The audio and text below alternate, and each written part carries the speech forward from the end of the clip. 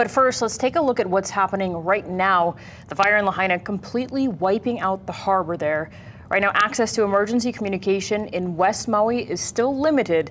Maui police say if you can't get through 911 via phone, you can text 911 and explain your emergency.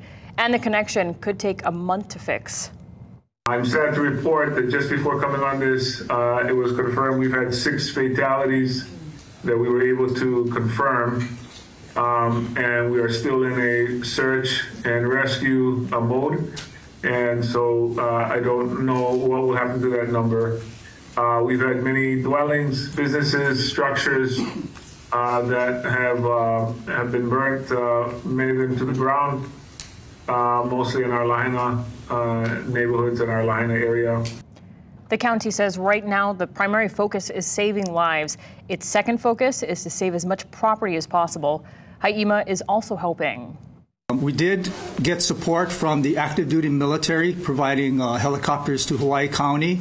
And then I sent 2 helicopters over to Maui to do water bucket fire suppression missions, and then additional guardsmen to assist with search and rescue, traffic control, and security.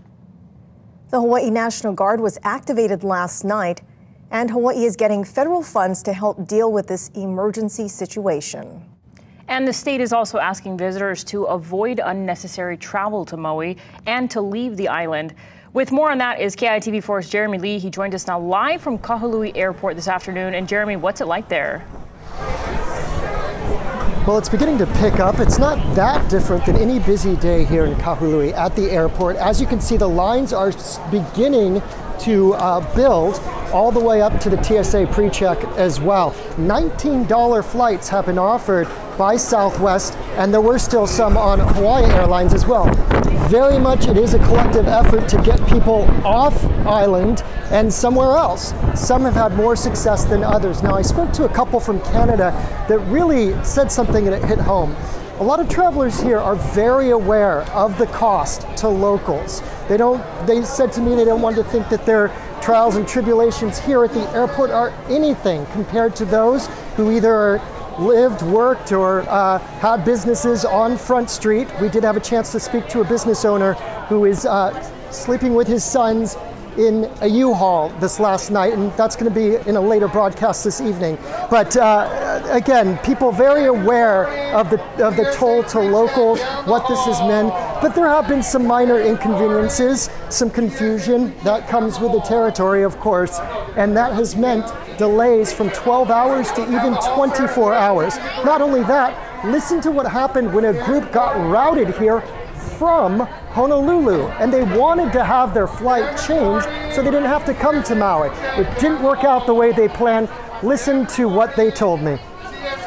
I tried switching over to a nonstop flight, but the upcharge would have been too much, and so she gave me 2 options. She gave me the nonstop one where I would pay like an upcharge of maybe $500, $600, or I would do a 2-stop where I would go from Honolulu to Maui, Maui to Honolulu, then Honolulu to Seattle. So those are my 2 options, or just stay on the flight that I'm already on.